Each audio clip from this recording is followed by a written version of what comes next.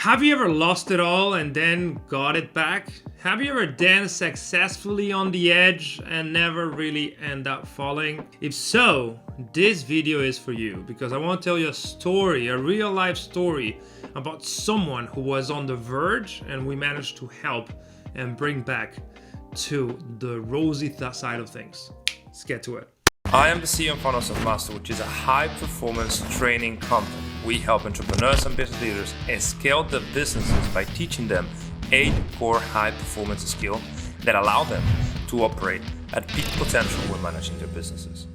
Now, before we get into the video, remember to like and subscribe so you never miss out on any of the juicy videos that we publish every week designed to help you master your performance and take your business to the next level. So today I want to talk about how to fix your life entrepreneurial edition, because entrepreneurs have the hardest time because building a business and trying to scale it brings a lot of stress. And if you're not careful, it is very easy to really get swayed away and end up in a very negative rut that you need help to get out with. And today I want to share a story about this. Let's call him M, because as you know, we work with high profile clients and some of them just don't want to see their personal details or personal story vented outside, right? So, but what I am allowed to say is he was the COO of a company in the US, and he was a co-founder. There were 3 of them: the CFO, the CEO/CMO, and M was the COO. He was in charge of operations. He was in charge of making things happen in the company, right? So one profile was mostly analytical and more finance related. It was a fintech company. The CEO was also like the head of marketing. He laid out the vision and stuff. So he was involved into creating the vision and laying out the plans.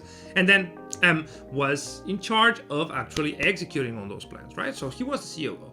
Now what happened? When he came to us, he had a massive problem because his 2 co-founders told him that his performance was so lackluster that they were going to let him go. Apparently, they could let him go. In the partnership agreement that they had, they put like a line that said that whatever person was not performing was forced to fire sell their share if the board voted so, right? So he was basically going to lose the equity that he had been working on for 15 to 18 months at that point. And that's because his performance was terrible, was absolutely terrible. When he came to us, he couldn't focus for more than 10 minutes.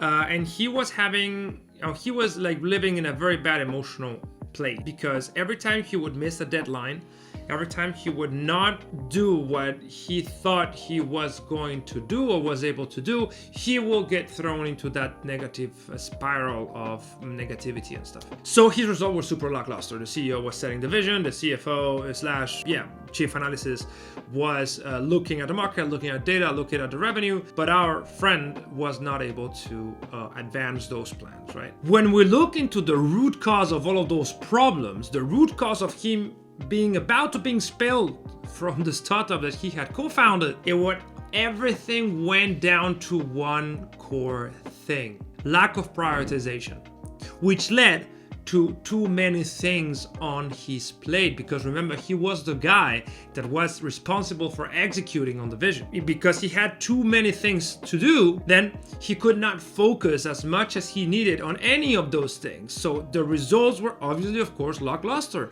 He was sucking at a lot of different things because there were too many things. It was a vision problem. It wasn't his responsibility per se. It was the CEO that he was being overly ambitious, unaware of the resources that they had to execute on his plans. So he was pushing a lot of work to him, to the COO, to M, and M just didn't know how to tell this guy that those plans were just unrealistic. In the beginning, he didn't know that those plans were unrealistic. We helped him understand that in order to drive sustainable progress, he needed to choose what was the number 1 priority for the quarter and for the year, and what were the systems for execution that they needed to follow in order to make those plans actually become a true reality. So what we did is we conduct a systematic audit of everything they wanted to do in the next 3 months and 12 months. What business goals they have, what business systems they have, and what was the performance that each member of the team were able to deliver. And what we found is that, of course, they were overworked, overwhelmed. They had terrible habits, so their energy was very low and they could not focus on one thing for long enough to get results. So what we did, and this is how you save an entrepreneur's life, is reduce 90% of what he was doing to nothing. So we help him understand what was the actual signal within the noise that he was living in, and we help him discard everything else. We help the company rethink their plans for the next 3 months and choose the number one priority, and that's it, nothing else.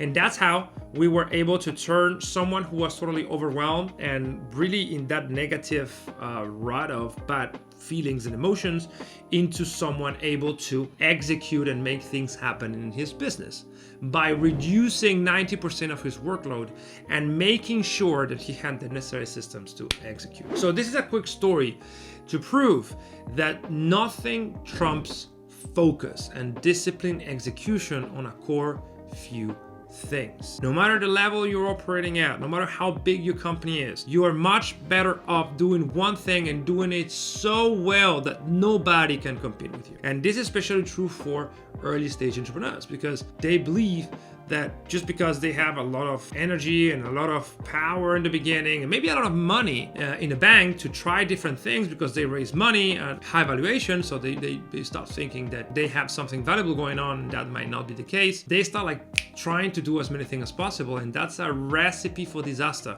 a recipe for burnout. I've seen it time and time again. Some of the companies that I invested in suffered and failed from this same problem, for being average at a lot of things and not being absolutely the best at just one thing. So I leave you with this idea. This is extremely important. We're able to save M's life by helping him understand that the problem was the sheer scope of his activities, and really talk to the rest of the team to reduce their scope and really create systems that could easily be executed and get results from.